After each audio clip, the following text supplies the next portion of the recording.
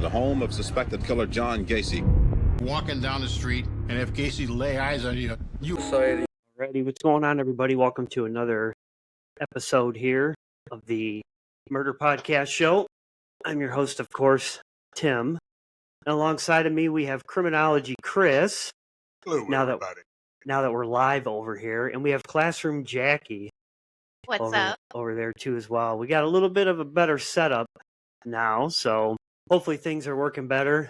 We'll fine tune a couple things. So yeah, we're gonna get things started here. We are talking about, as you saw, we were hyping things up on Facebook and all that all week.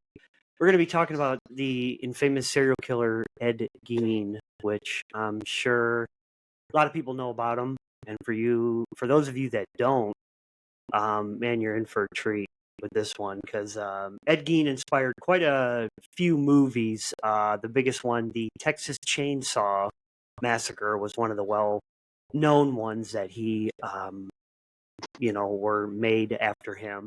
Changed a few things and stuff too, but so anyways, Classroom Jackie, I know she did her facts and research, and before we begin, we have social media pages, so follow us.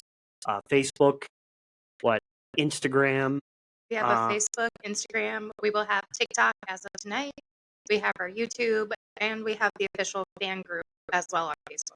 Yes, so follow those, and subscribe to our YouTube channel here as well, of course. Then you'll get notified every time that we go live, so you'll be well aware of it. So we appreciate all the new people that have followed us this past week. We jumped up quite a bit, I think. We did. We went from 62 last Saturday. We're up to 100 on the podcast page. And then in our fan page, as soon as we hit 100, we're going to do a contest for a free shirt for our merch that we will release this. Oh, cool. So yeah, we're going to be doing the contest. That's going to be really sweet. So yeah, let's try to keep getting the likes and all that up there, shares and stuff. Get us out there. We are on all the major streaming platforms too as well. iHeartRadio, Spotify, Apple Podcast, and there's some more too out there. So just go to them and search us, and you will find us. So let's get things started. I know Classroom Jackie has her facts here ready to go for a lot of this. So the infamous serial killer Ed Gein, just a little bit of a quick background here. He was born August 27th, 1906, and then he died July 26th, 1984. If I remember too, I mean, this guy's known for a lot of stuff. Jackie will end up telling you a lot too. He was infatuated and pretty much obsessed with his mom, if I'm not mistaken. He was the definition of a mother's boy. Yeah. So, and that's putting it, pretty calm there. But so yeah, he all this took place. This was it in Texas or no? No, it was in Wisconsin. Wisconsin. Okay, yeah, I'm thinking of the movie, the chainsaw and stuff. So yeah, go ahead, Classroom Jackie. Go ahead and get us going. She'll kind of give you the background and the facts. So you mentioned that he inspired a lot of movies and novels. The original one he inspired was the original Psycho, which was in 1957, I believe. And then he inspired the adaptation of the movie. But this was the one that stuck out. He inspired a musical called Ed Gein, the Musical, that was in 2010. Did he really? Yes. Jeez. And you can find it on YouTube, and I do not recommend watching it. It is so bad. So bad. Maybe we'll have to share a link for that at some point. Maybe down the road we will. Yeah. But when Ed Gein was born, he already had a sibling. Sibling's name was Henry. Fortunately for both Henry and Ed, his mother did not have the nurturing instinct in her. She wanted to have a girl. After she had Henry, she was disappointed, didn't care, didn't love him, didn't show him any of the nurturing side. When she ended up having Ed, she took I'm going to take care of this thing. I'm going to see what happens.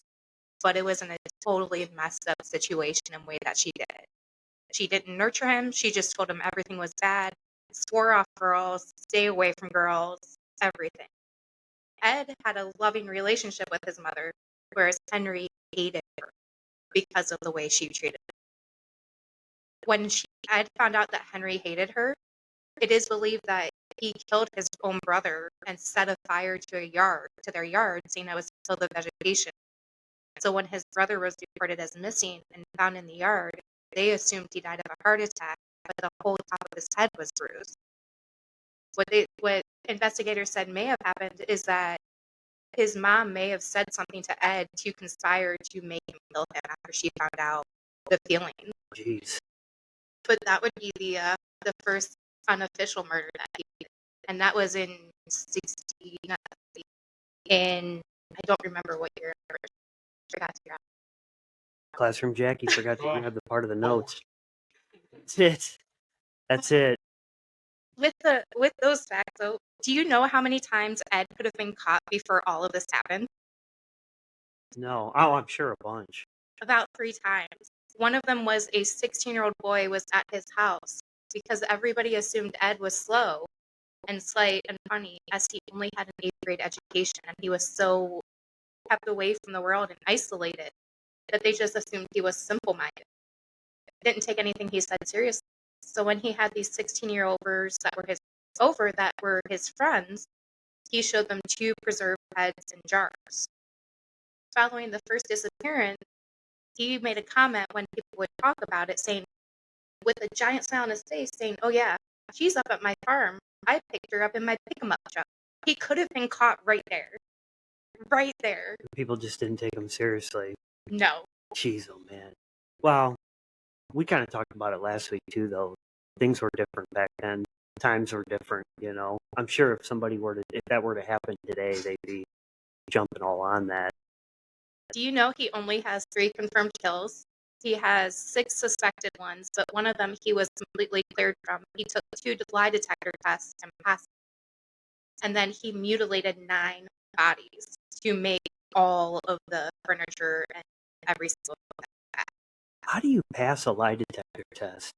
I don't know, Chris. You got any input on that? I mean, I'm not saying Chris takes them and passes them and lies and all that. It's not what I'm getting at here. But, you know, criminology, Chris, is, if you're new to the show, when he was in college quite a few years back, he took a lot of courses on that stuff. He's not a professional, all that, so don't quote everything he says and, you know, look it up and all that. But, I mean, I've heard there's possibly ways you can pass it.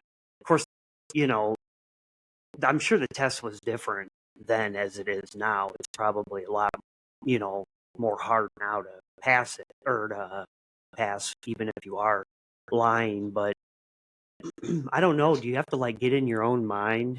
Well, I think part of it, honestly, you know, in Ed Gein's case, like, down the road, I mean, for anybody that doesn't understand what he had done, because we kind of jumped in right in the middle of the story. I mean, this guy, he had we'll get into more of the child details like that, but down the road, when he actually, when he was found to have killed the people, they found this guy. He didn't even really have a firm grasp on what he had actually done. In some cases, he actually admitted waking up partially through digging up bodies, and he had no idea that he was doing it. And he just kind of started putting the body back in the ground as he was digging it up. So it shows that this guy, his subconscious was, you know, acting in a certain manner that he may not have been 100% aware of exactly what he was doing. And I think that speaks to the, you know, lie detector test situation where, you know, maybe you could pass a lie detector test, but quite honestly, like, you'd have to wholeheartedly believe that you're telling the truth in order to do so. Because there's parts of your body that'll react to that. I mean, you have catecholamines in your face and your nose and your ears and your skin cells that heat up, and your nose itches, your ears itch. When people lie, they have tells. And that's the reason why they have tells, because they actually have a physical reaction to stress and to actually telling lies. So there's a possibility that when this guy got around to taking a lie detector test, if he did, he may have no idea the extent of what he had truly done. He said he had moments of clarity and moments of reality, but those were obviously few and far between. Unfortunately, I think a lot of his reality ended probably back when his mother passed away, when he was a child. Yeah, I'm sure that really affected him big time. So yeah, I mean, we kind of talked a little bit about that last week when we were saying that some people don't even realize what they're doing. They kind of black out and hit that mindset. So the stuff that was really crazy to me, and I don't want to jump too far ahead, but just Jackie had mentioned it, things that he would make out of body parts and skin and stuff. That's what separates this guy, makes him different from traditional killers, is that he was taking what's left of his victims and making, lampshades and bedposts, and I'll wait till we get into all that. Jackie, if you want to give us a little bit of his childhood history, kind of growing up from the beginning here, so we can kind of... Yeah. So, like you mentioned, when Ed was born, he was born on August 27th, 1906, to his parents, which were Augusta Wilhelmina Gein, and his father, which was... I am really feeling this right now. His father was... My bad. So, for some reason, his father's name is not in here, which is silly.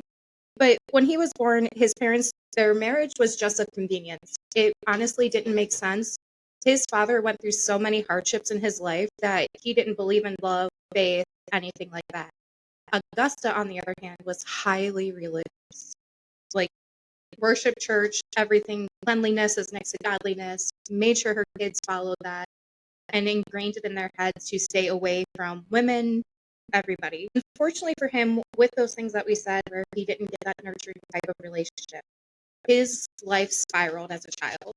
Thank you. Oh, it's George. All right. We're going to give Classroom Jackie another pass. That's twice now. So we'll do a poll this week for how many of you are upset that she's disappointed us twice tonight. Do I have to sit in the corner if they said that I was bad? Yeah, with the dunce cap. She's got to sit over there. I gotta miss one episode. So his father ended up being an alcoholic, and he was an alcoholic long before the kids were born. That only got worse as they got older and moved around multiple times. They used to have a grocery store, ended up selling that to move to a 155-acre field in Plainsfield, Wisconsin, which is also how Dean got his nickname, the Butcher of Plainsfield, or the Plainsfield Bull. When they moved, they did live in... At one point, his dad lived in La Crosse, Wisconsin, and he was a carpenter, tanner, and a firefighter. They owned that grocery store, moved to the farm, sold all of that, and then became permanent residents. His father was a very violent alcoholic who beat both of the sons. He would hit Ed so hard on the head that he would have ringing in his ears all the time. I know occasionally if you get that, like, it's uncomfortable. I couldn't imagine living with it. No. Augusta took advantage of the farm's isolation by turning every single outsider or person who came around away from them, so they couldn't influence the sons or the family. Dean only left the house to attend school. Outside of it, he spent most of his time doing chores on the farm. Dean was shy. Classmates and teachers remembered him as having strange mannerisms, such as seemingly random laughter as if he were laughing at his own personal jokes. Whenever Dean was punished by Augusta, whenever he tried to make friends or family acquaintances. Despite the poor social development, he did fairly well in school and only passed to 8th grade. But his favorite subject was reading. He absolutely enjoyed it. All right. It definitely wasn't mine, but, each is their own. Now, I know it was in Texas Chainsaw, and I know, they've changed a lot of stuff around and all that. But his dad used to go into chili cook-offs, and I don't know if that really happened or if that was just part of the movie or not. From what I saw, I didn't see that. Okay. But he did pick up his dad's passion for candy. Tanning, like leather, like hides, Oh, things like okay. those. I thought he was going to a tanning bed. No. I'm thinking like, man, they got a tanning bed back then? Yeah. I Damn. didn't think that was the case. There's Ed laying out in a tanning bed, you know. But he picked up his skills for carpentry and tanning and was really good at it, unfortunately. And I put it unfortunately because of the things that he did. Okay. Perfect example of the impact of UV on you. He's going to be here all night, folks. Gein's father did end up dying of heart failure at the age of 66 on April 1st, 1940. Gein and his brother Harry began doing odd jobs around town to cover the living expenses as well as maintain the. Well, and also, like, Ed's dad, I mean, for what it was, prior to his death, this guy was an intensely depressed human being. He was an emasculated, just shell of a human being. He used to sit around all day and nothing. He just was. The mother was the working party in that family. She was like, she was the brain behind the operation. He was just, like I said, he was a shell of a human. And I believe he actually, part of the story, he actually assaulted the mother at one point in time, didn't he? He did, and then she ended up telling him that he can no longer go to work or do anything, and told him basically, you are to stay here and watch the children. Yeah. So I mean, she certainly wore the pain. Yeah. Yeah, wow. And that's, I know, yeah, his dad used to, if I remember correctly, because it's been a little while too since I've done a lot of looking into with Ed Gein. I know I failed. But I know that his dad used to force him to do a lot of that stuff and push him too, tell him, go out there and go get that girl, boy, go get that. And, and I think a lot of times his dad was, and he was also mentally ill too, if I remember correctly. And a big alcoholic. Yeah. So, it's crazy. It's kind of like what we were talking about last week, that a lot of it has to do with how these guys they're upkeeping and how they were raised growing up, and I'm not saying that's any reason why he should have did what he did, but I don't think that it helped because he wasn't all there, It was the same thing we talked about last week, in regards to that nature versus nurture. I mean, you could be born a certain way, and who knows? Maybe Ed Gein, maybe he was born, maybe he was a normal guy, maybe he could have been a normal guy, or maybe he was born initially with a whole host of issues that didn't manifest until later on in life. But obviously, like you just said, like the environmental impacts on him, certainly probably it had to have driven the majority of the direction, especially with his relationship. Yeah, I'm sure that definitely didn't help. So yeah, continuing on. So after his father's death, his brother Henry ended up dating a divorced mother of two and planned to move in with her. He was worried about his brother's attachment to their mother and often spoke ill of her around Gein. He responded with shock and hurt. And remember, I brought into the Gein's brother was found dead when they were burning vegetation. Yeah. That was May 16th, 1944. Apparently, Henry had been dead for some time when they finally found him in the field, but the cause of death again was heart failure since he had not burned or injured otherwise. Eventually, they finally looked into it. Police dismissed the possibility of foul play, and the coroner later listed his cause of death as asphyxiation. But he had all those bruises to his head and face. Well, even when the cops showed up, like, Ed actually led the cops directly to where Henry was located. It wasn't like they had to search around for him. They just said, "Hey, oh yeah, hey, check this out. This guy's over here. He's got problems." And yeah, he might have bumped his head and fell on the field and died. Yeah. Jeez. If that doesn't scream, I killed my brother, here it is. Yeah, right. Yeah, it's there is there's a whole, and there's a bunch of pictures too if you follow us on social media that Jackie had posted this whole week on and off too, of the house and crime scene and some of the different things that he had created using flesh and bones and stuff. I'm sure you have a list of different things too that we'll get to, but go ahead. I do. So now after his death, they did eventually investigate and question him when he was being questioned about one of his victims. What he said about Henry with the cause of death was, it is possibly and likely that the cause was the Cain and Abel aspect of this case, where Cain killed his own brother. Oh, yeah. Yep. Thing. After Henry was deceased, Gein and his mother were now alone. Augusta suffered a paralyzing stroke after Henry's death, and Gein devoted himself to taking care of her. When she was in the hospital, he was there 24/7, holding her hand, babying her, taking care of her almost like a child. Jeez. Mm-hmm. In 1945, he later recounted he and his mother visited a man named Smith, who would live nearby to purchase some straw for the farm. According to Gein, Augusta witnessed Smith beating a dog.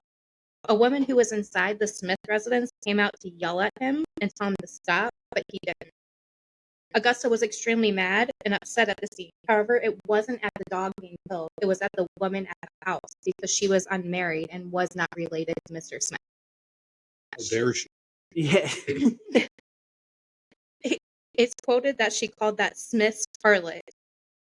She eventually suffered another stroke, which ended up being tragic to her health, and she deteriorated and passed away December 29th, 1945, at the age of 67. So now Gein is left alone to his own mind, his own devices, in this farmhouse, 155 acres by himself. Without mom. He ended up... All right. Well, the camera disconnected, but that's all right. We'll keep going. He ended up boarding up the bedroom, the living room, the parlor, any room that his mother went to, including the upstairs, to preserve it perfectly, to have that memory of her. This is what led into those victims and the people he killed and the mutilation, was because he wanted to be as close as he could to his mother. No, it's fine. We'll just go without the footage. Not a big deal. I know everybody's upset. Yeah. Everybody's upset they cannot see Criminology Chris. You know, he was looking so fine tonight. Camera has to. He was definitely looking like a sex god tonight. But that's putting it lightly. Gein was able to hold on to the farm and earn money from odd jobs. While the rest of the house became increasingly squalid, these rooms remained pristine, which were the boarded up rooms, the living room, parlor, bedrooms, the whole upstairs. There was a small room off of the kitchen that Gein would sleep in, and that was considered his bedroom. Around this time, he became interested in reading pulp magazine and adventure stories, particularly those involving cannibalism and Nazi atrocities. Specifically, Classroom Jackie's asking for some speech advice. He knows how to pronounce German names better than I do. Oh, well, we learned something new about Criminology Chris. He can speak German names. Okay. I would assume probably it looked like, but I could. We apologize if we butcher this because we don't know. That's all right. I'm sure Ed is not here to yell at us now anymore. Now, this Elsie, as we're going to call it, who had been accused of selecting tattooed prisoners for death in order to fashion lampshades and other items from their skin, which led to his assassination of all of the furniture. That's crazy. Now, we're going to start getting into crimes, and I'm going to put a small, like, hey, red flag, trigger warning type thing, because some of them are pretty gruesome. All right. Yeah, so we're going to trigger warning here, going further ahead here. So just an FYI, if you have a weak stomach or anything, you might not want to listen to the rest of this, which I real quick want to make a shout out. One of our #1 fans there, he's got the #1 crown there on him, but David Wilson, he's yes, I had to pronounce it like that because I feel like it. So David, you're awesome. Thanks for bringing us a whole bunch of people. So go ahead, Classroom.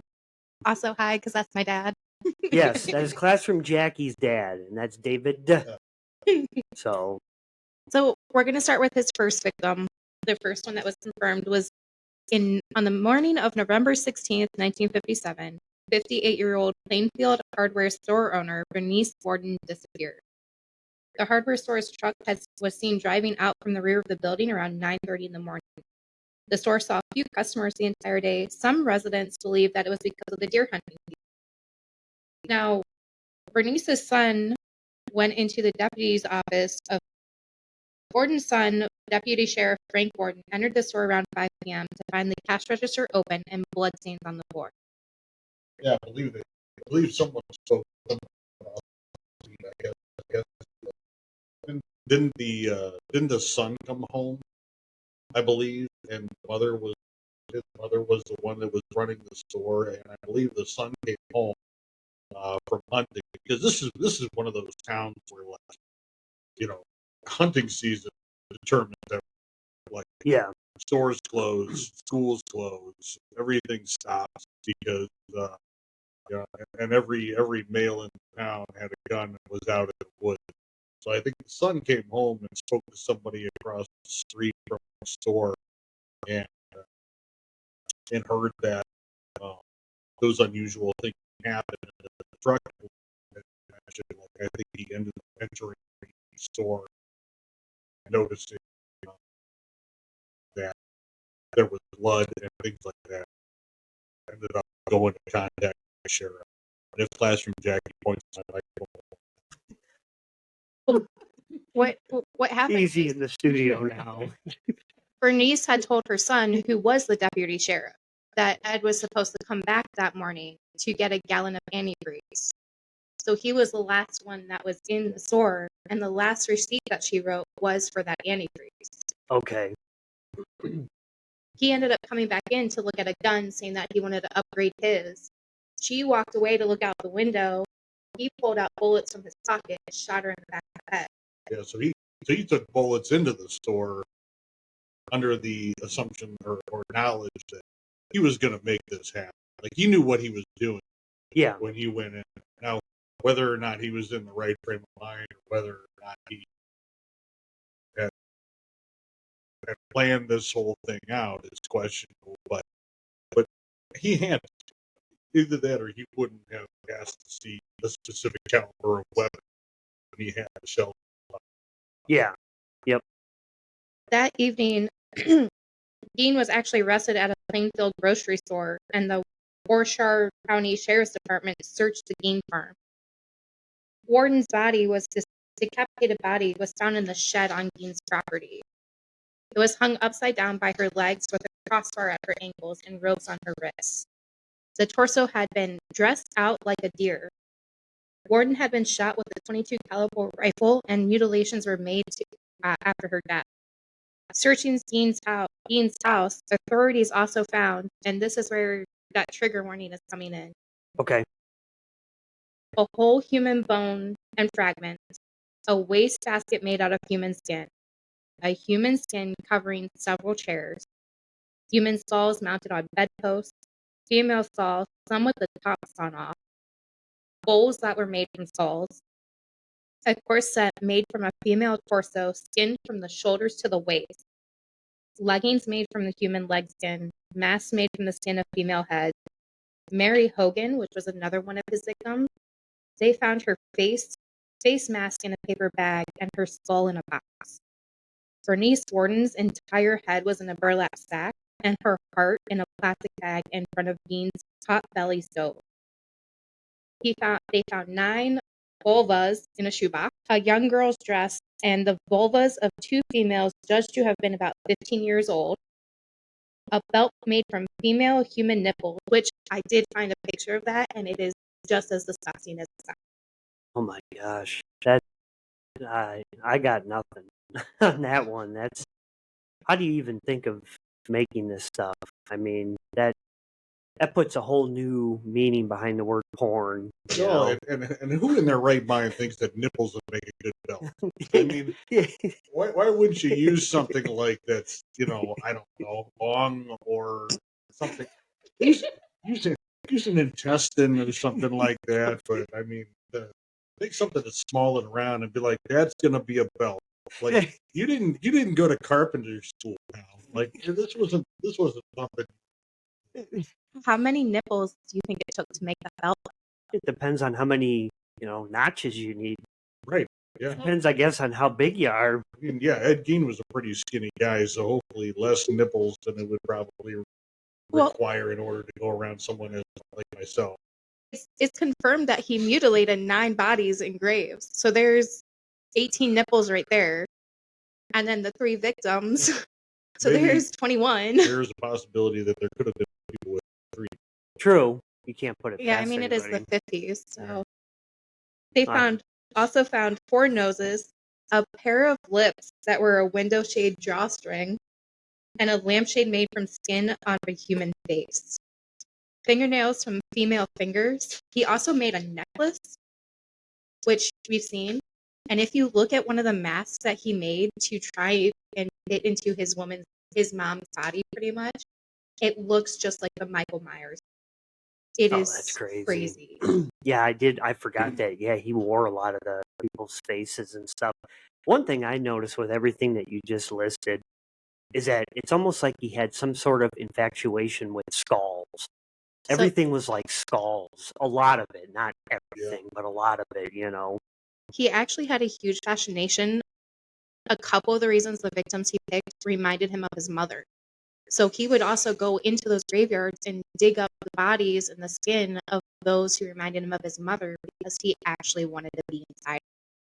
Oh man. Yeah, so his one of his bigger ambitions was to create a suit of a female. That way he could crawl inside of it and become his mother.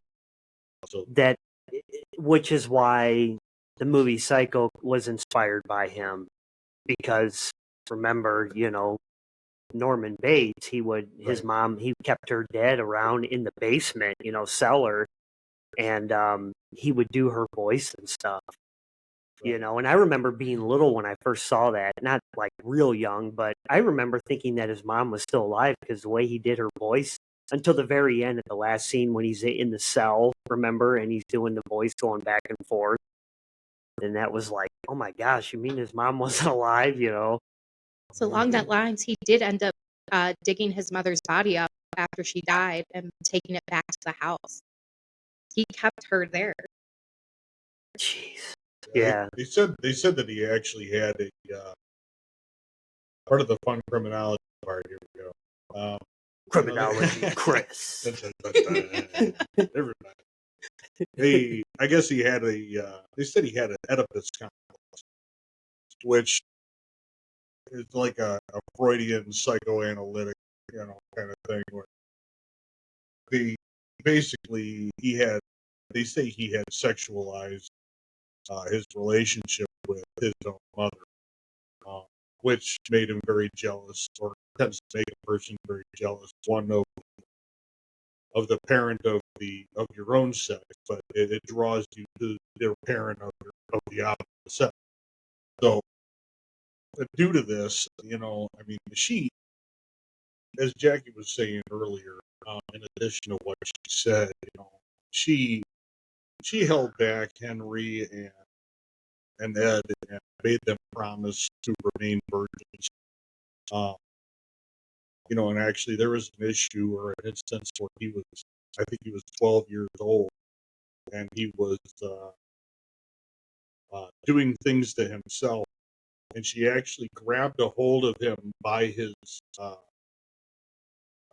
genitals and actually said, like, this is the curse of man. Which, I mean, if that doesn't screw you up for life, I don't know what will. Yeah. So there were some interactions there that were obviously far beyond what we would consider to be acceptable, interactions with your guardians. But considering that happening and his relationship with his mother, I think as it went down the road, he ended up developing quite a connection to his mother, which once again just played into all. When she died, they actually said that he lost his best friend and his one true love about his mother. Yeah, so he had, yeah, there was some sort of there was definitely beyond a love that you know naturally have for your mom. There was something beyond that that really just messed with him. Yeah, I don't think they actually had. I couldn't see anywhere where they said that there was any kind of actual like sexual abuse, Yeah, but bad enough, right? I mean, yeah. If you just real quick for our fans, if you go to the Facebook page, I did just share a couple of pieces of the evidence that were found and photographed. Oh, okay, cool. You will not see any of these things now in modern times. After the evidence was collected and these pieces of furniture, they were taken to the state crime lab. They were photographed and properly disposed of, meaning they burned them all, so that way they could never be around or seen again. So they didn't even keep, because I know nowadays they keep a lot of that, stuff. They keep it locked up in like a safe. They hang on to it, evidence for a while. So they didn't even keep a lot of that stuff. Wow. No, they burned it out of respect to the victims, is what from everything that I gathered, so that way no one else can see it or be forced to deal with that. But if you go to Tennessee, you can see one of Ed Gein's teeth in his actual postcard in handwriting. Yeah, that's pretty neat. Chris and Jackie were telling me about that. They've been to this. What's the name of it again? The Alcatraz True Crime Museum. Yeah, which is really really cool. I'd like to check Alcatraz that East out. Crime Museum. And they took some really cool pictures of some different things. Bundy's, Beatles there, Yeah. and I mean, there's just all kinds of this crazy, They had artifacts and John stuff. Wayne Gacy's clowns too. Yeah, A whole bunch There's of neat stuff. bite marks from Dahmer. yeah. And there's whose teeth was in there again? You guys were saying, or tooth or something. Ed Gein, he had to have a tooth removed. And he wrote a postcard to his friends, the only two people he still had contact with, and sent them the tooth as well as the postcard. So that's there too. We'll attach a picture of it later. Oh, okay, yeah, we'll definitely. So yeah, look for that on the Facebook page eventually. That's crazy, but that'd be a pretty cool place. I'd like to check out one day for sure. Oh, it is worth it. We've gone there 2-3 times now. You always see something new. They always have a changing display. That's cool. We've even seen OJ's Bronco. Oh gosh, yeah, Nicole. Well, that's what I would name a white, Bronco if I had one. But sorry, would have to name it Nicole. Anyways, so then I'm just kind of like looking ahead here a little bit. So his trial was on November 21st, 1957, and he was arraigned on one count of first-degree murder. He pleaded not guilty by reason of insanity, of course, which I know we talked about that last week too, which I think this is one of those where I know a lot of these guys, killers and stuff, they try to plead that just so they can go to a mental facility and not have to be behind bars in prison. But this truly, I believe, and that's what we were not opening. We were not opening bottles of champagne in here. We do apologize. That would be criminology, Chris. To calm his nerves, he has to shoot bottle caps in the room. So, anyways, though, this is one of those cases where I truly do believe that and I think that's what the outcome was. He ended up getting that, and he ended up going to a mental facility because I truly do believe that this is what he should have pleaded. I mean, Oh yeah. I mean, really, at the end of the day, I mean, is there really? So you could have a discussion all day long about whether or not this was his fault. He was a monster. The guy was a monster. Why was he a monster? Was it his fault? Did he really understand what he was doing? I mean, did he really have a psychotic break when his mother passed away that opened the door to a host of disgusting things that he never might not have been capable of until she passed away? But did he do it out of anger or spite or it wasn't like a crime of passion or something like that? And so really, was it his fault? I don't know. But like you said, I think that's the right move, honestly. That guy needed to be locked up. I don't care where, but he certainly needed mental assistance. That would probably be a lot more beneficial to him as a human being than being just locked in a cell. Did he deserve a nasty, disgusting cell to sit in the rest of his life? Absolutely.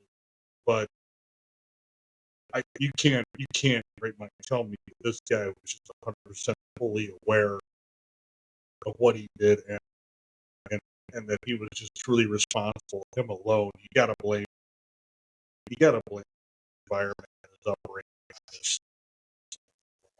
Yeah, and I wonder how that made the families of the victims feel.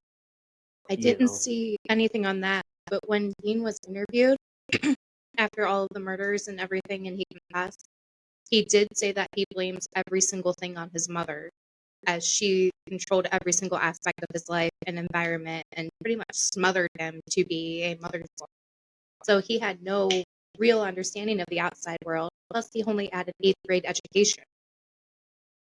But so it's weird to me because he's so in love with his mom, but yet he's blaming all this on his mom. That doesn't make any sense to me, you know? Yeah, and it kind of sounds like it came from like a psychiatrist or somebody saying, "Hey, this is your fault. This was this." Yeah, it had to, and that's funny that you mentioned that because I'm reading here that in 1968, doctors determined Gein was mentally able to confer with counsel and participate in his defense. There was a trial that began on November 7th, 1968. It lasted 1 week. A psychiatrist testified that Gein had told him that he did not know whether the killing of Warden was intentional or accidental.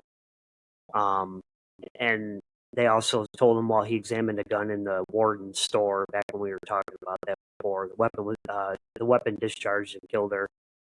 And he, claimed he didn't aim it at her. But the weapon couldn't discharge when there was no bullets. He had to physically put the bullets in there. Yeah. This whole thing is, crazy. Going back to he was diagnosed schizophrenia, found mentally competent, thus unfit for trial. Gein was sent to Central State Hospital for the criminally insane maximum security facility and later transferred to Mendota State Hospital, Madison, I guess. So I don't know. It's weird to me that we can't find nothing on the families of the victims and what's their input. Did they ever get closure, from him just. I'm sure the three confirmed victims got closure after he got arrested and they found the bodies and everything like that. I'm not sure the graves that he mutilated and robbed, which he did over 30 times. So there's 30 different graves that he robbed. Yeah, did they ever actually who those people were? And maybe they did it, out of media explosion. Yeah. It says he was only tried for one murder. I do know that he did eventually lead the police to 3 of the graves that he remembers robbing. They found one with just the woman's torso, one without the woman's legs, and one that had nothing but a couple bones left in it. Jeez. Yeah, there's so much going on here. Try to wrap my head around it all, It's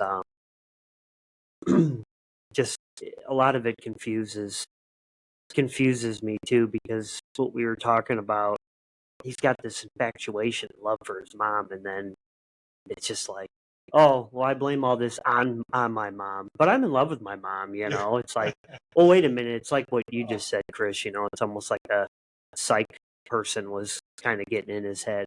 Well, tell him this, if you tell him this, then it looks a little bit better.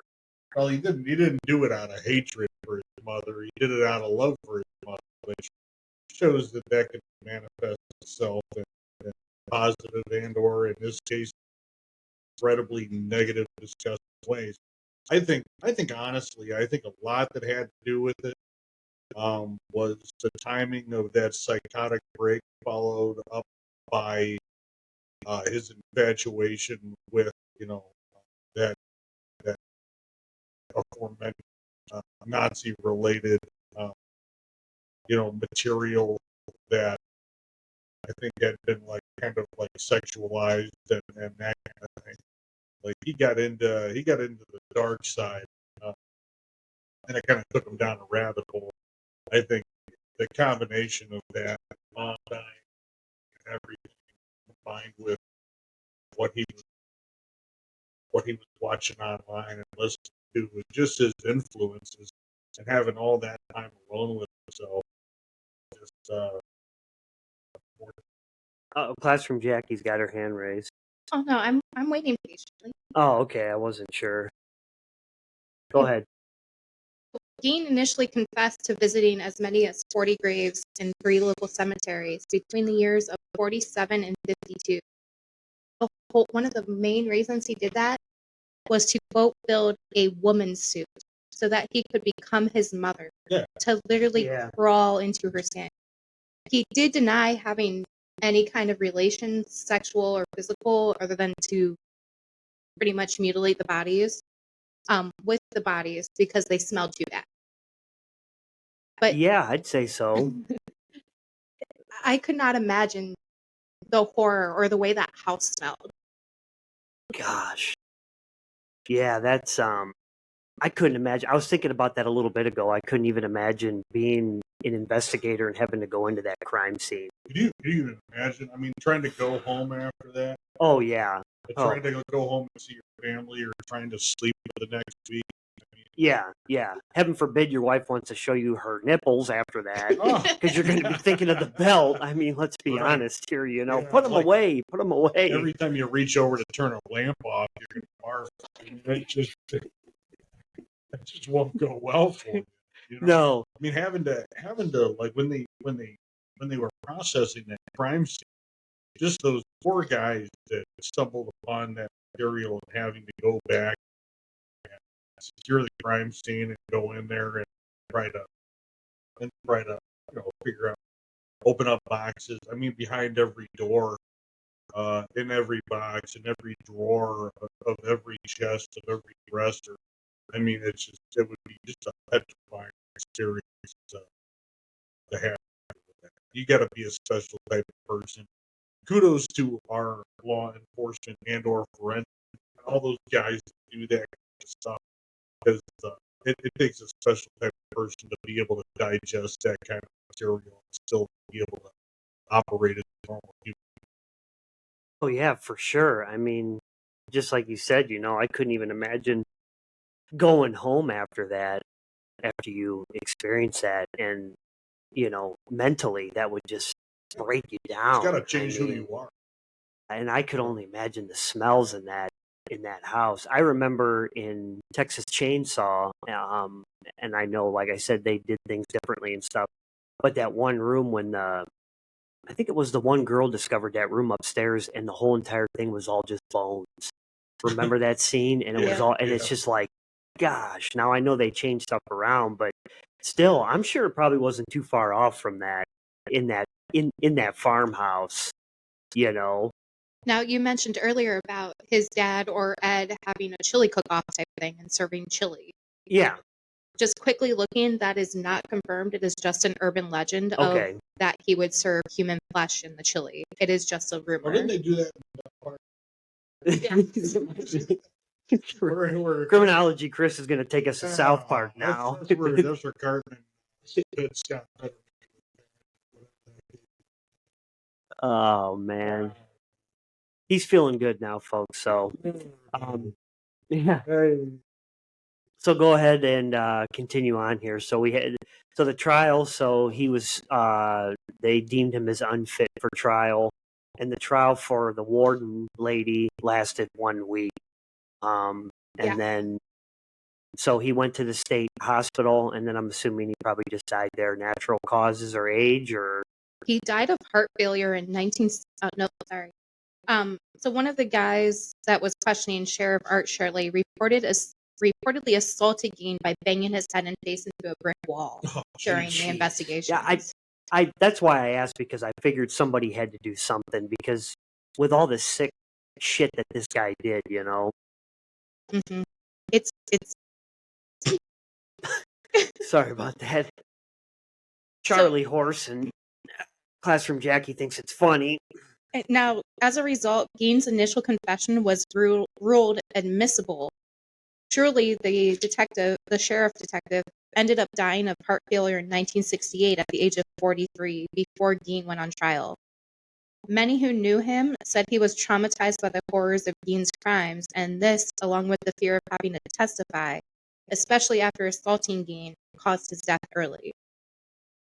Now, we talked about the few confirmed victims. Yeah. There are a few of the ones that are suspected.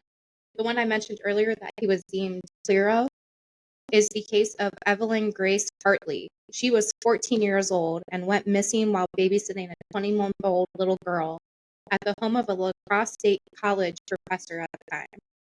On the evening of October 24th, 1953, that evening her father Richard called the Rasmussens, which was the professor, the resident several times after she failed to check in at 8:30 p.m. He received no answer.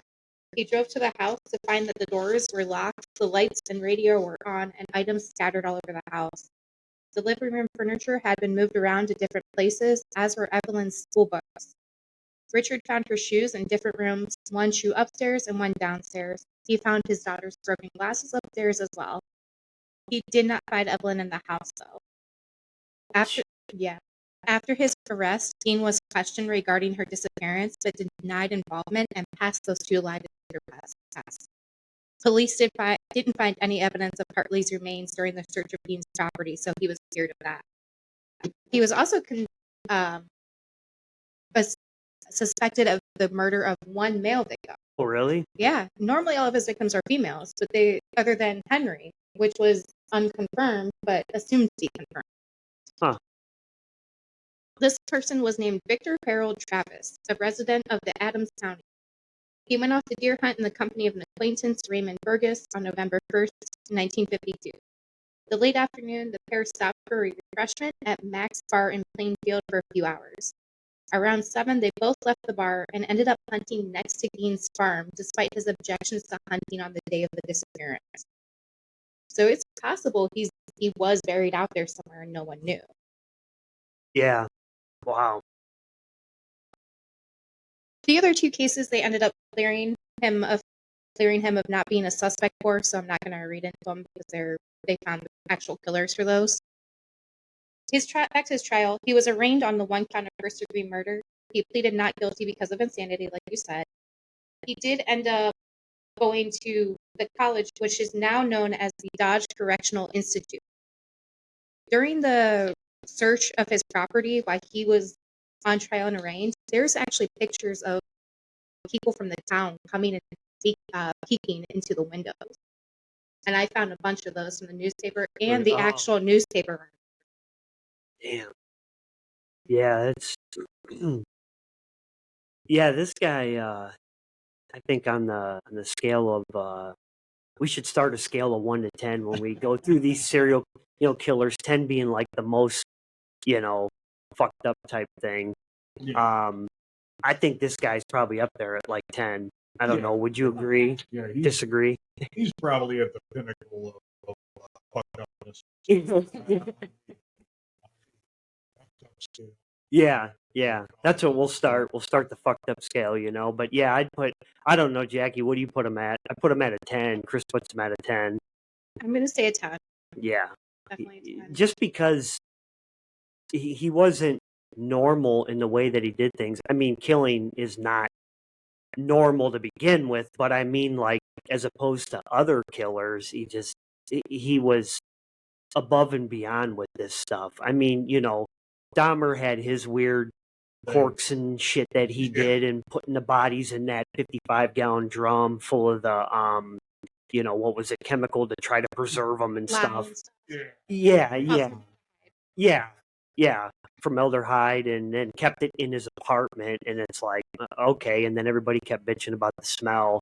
And then you had Gacy that kept him underneath in the crawl space, and what's crazy about that is, neighbors used to complain all the time that there's god-awful smells coming from that house, and the sheriff and stuff would come there, but they would never put two and two together because Gacy was a well-known like person in the town, which, I'm not going to get too far into that case right now, but yeah, they all had their different things, but Gein killing these, women and the one guy, and then using their body parts to make different furniture and stuff. It's like, ultimately, I mean, what's it?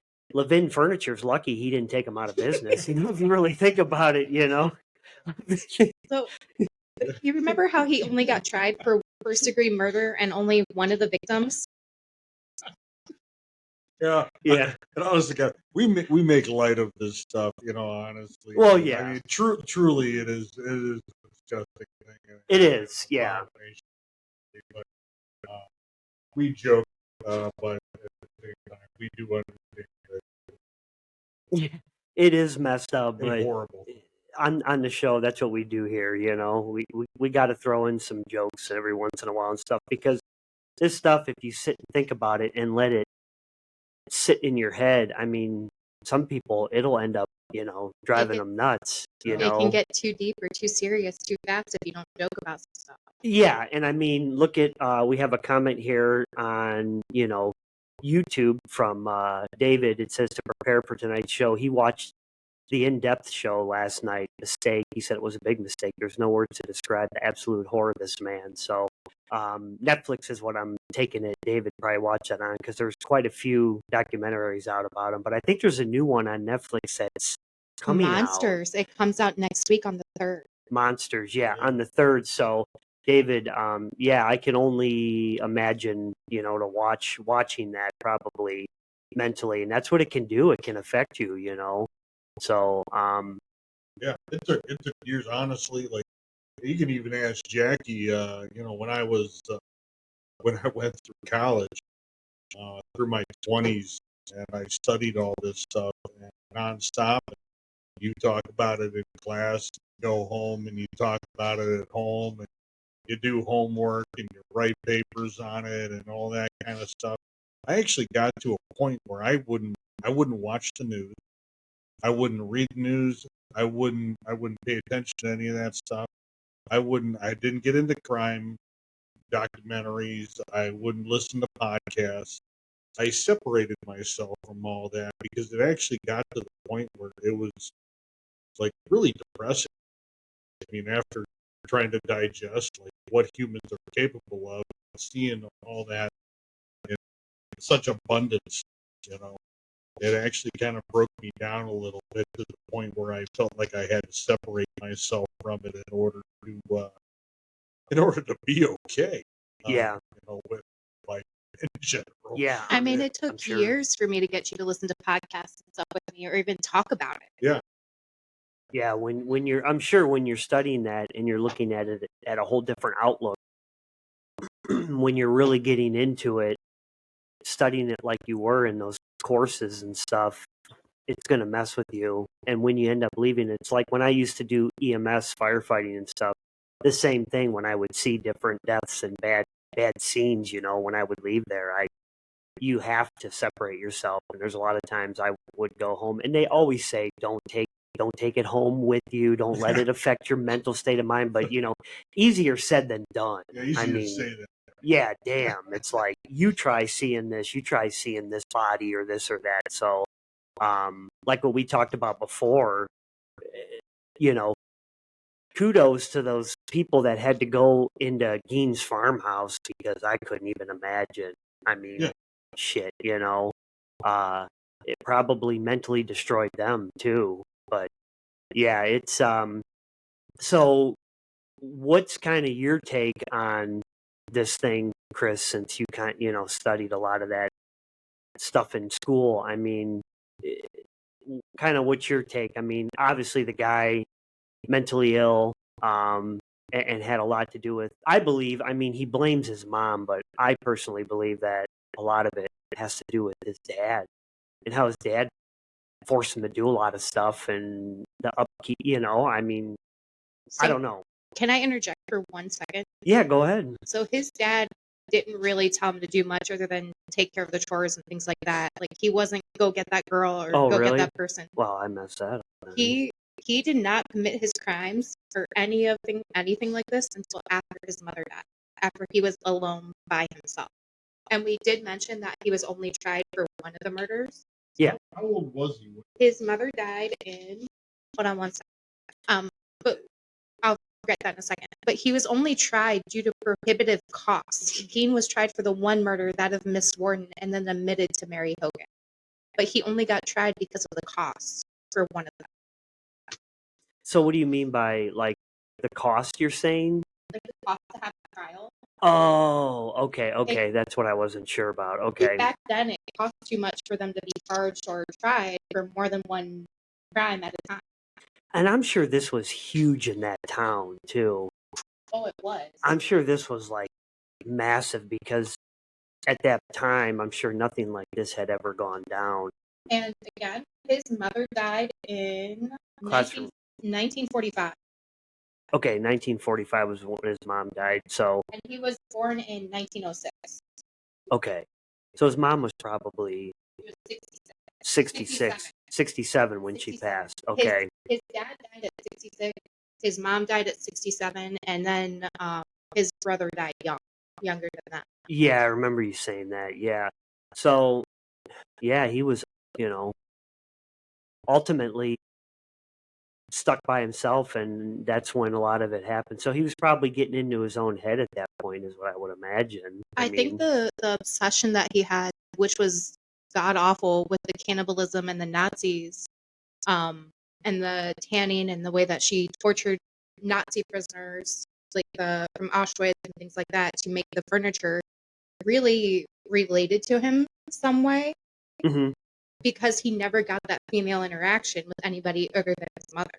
So I think that if he followed her, he would get better things, be able to build the bodysuit of his mother and then become his mother and make his mother proud. She always wanted a girl. She did not want boys. Okay. Oh, okay. So that kind of comes into play there a little bit too, Mm-hmm. So he had this infatuation with his mom, but it kind of feels like she didn't really feel the same way though. I mean, she kept him from doing a lot of different things and dating and, sexual stuff. There was no nurturing whatsoever for either of them. And it was worse on his brother Henry, but she took more control of Ed when he was born and pretty much doted on him for everything and made him just love his mother so much. Okay.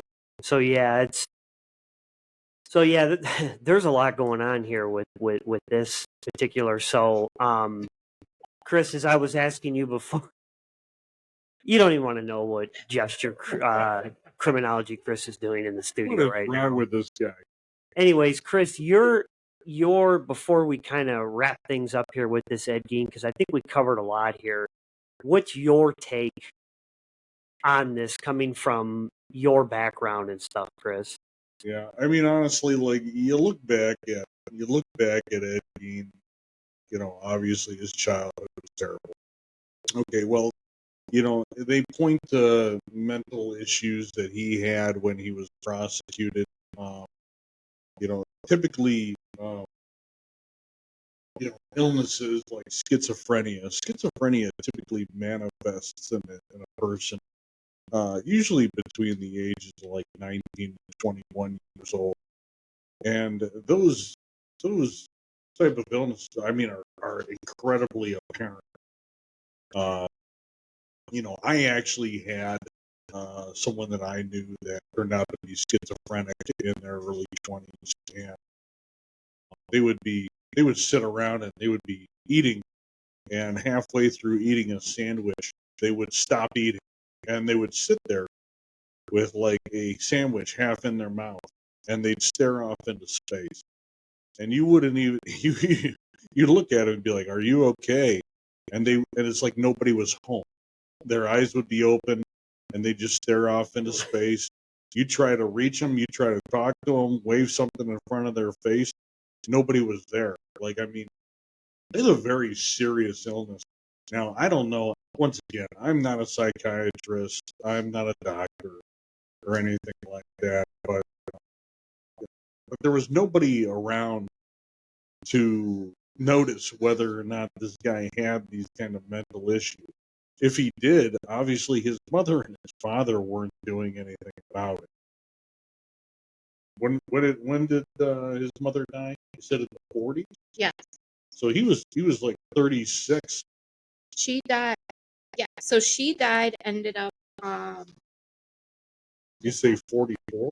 45. We're making Classroom Jackie 45. work with her notes tonight. 45. So he's probably 38, 39 years old or something like that. I don't know that I could specifically point to like schizophrenia or some sort of issue like that. And does that necessarily make somebody a killer? Absolutely not.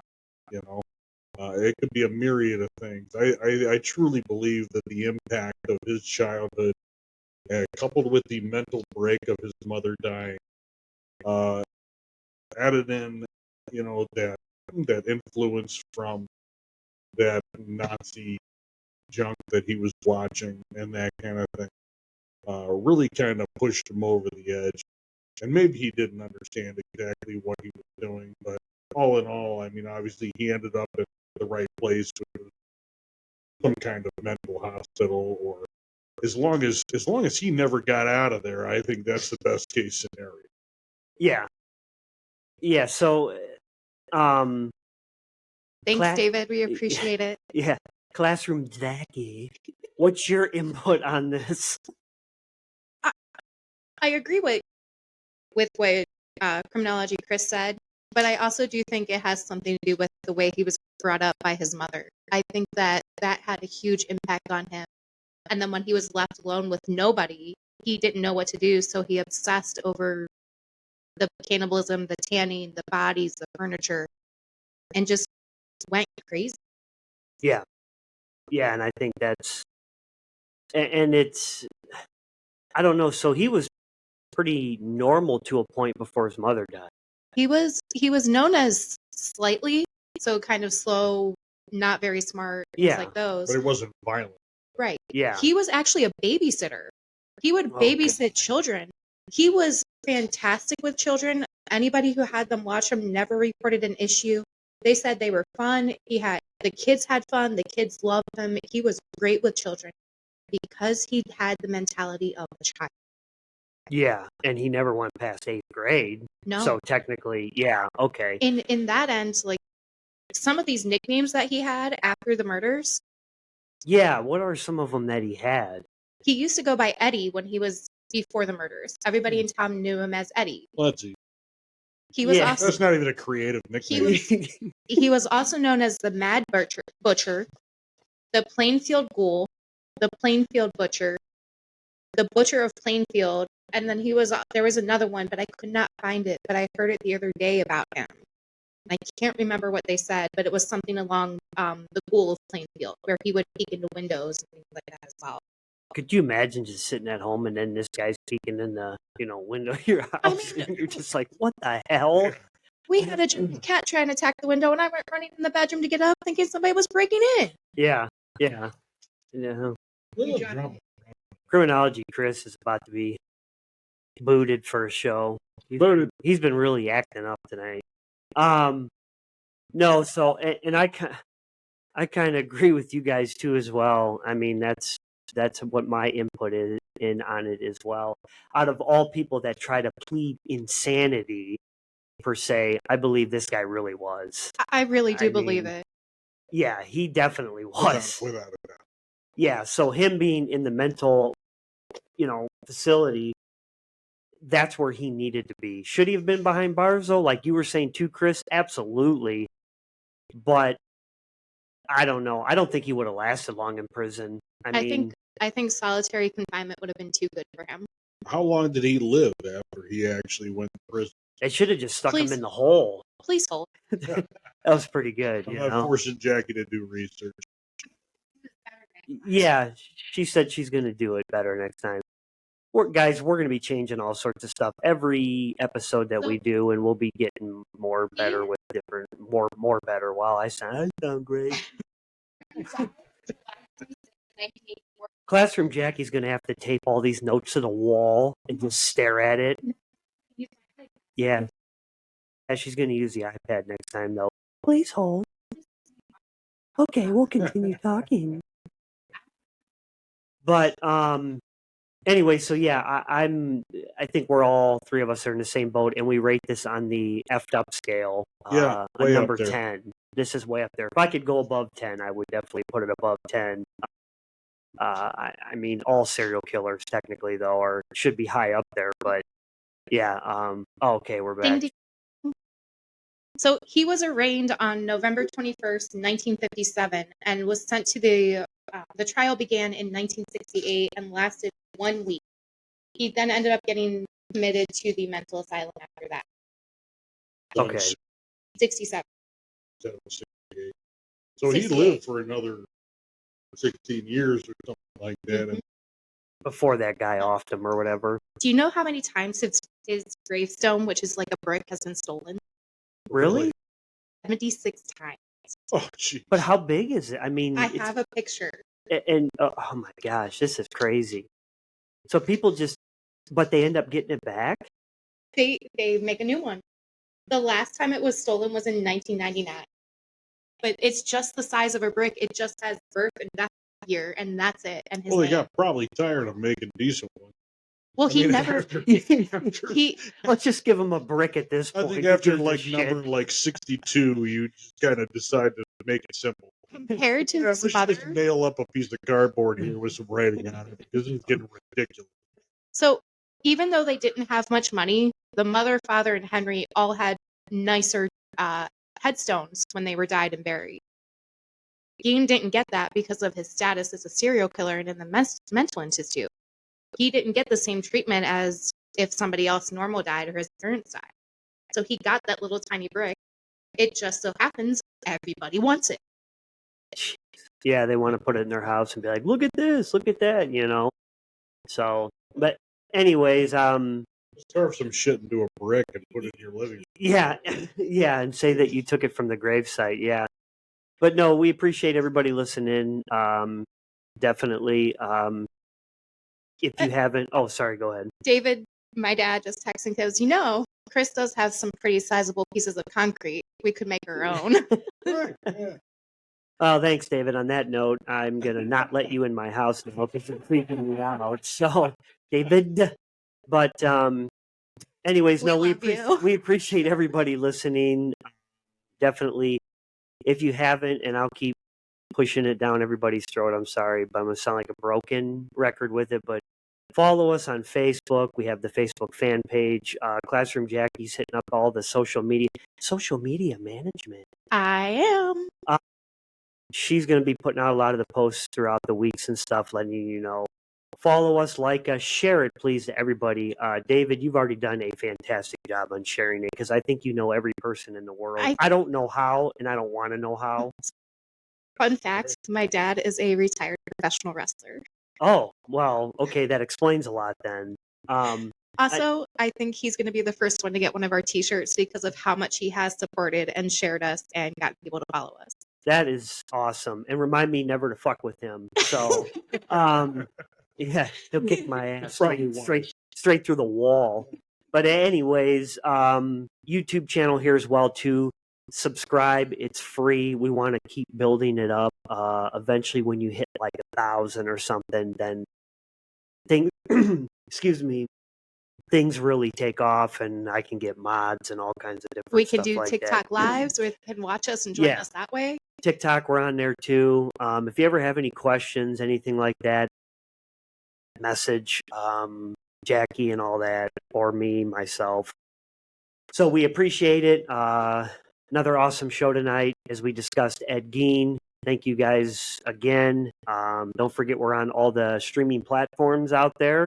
So if you're not watching live during the show, you can check us out on any of those streaming platforms when you're doing whatever, driving in the car, showering, taking a shit. It don't matter. Maybe we ought to do like a maybe do some kind of follow up after that special comes out. Because I'd be interested to see kind of. Yeah, we could definitely do that. Maybe that's something on next week's show we can kind of cover since it's coming out on the 3rd. You said we could do it at the beginning of the episode.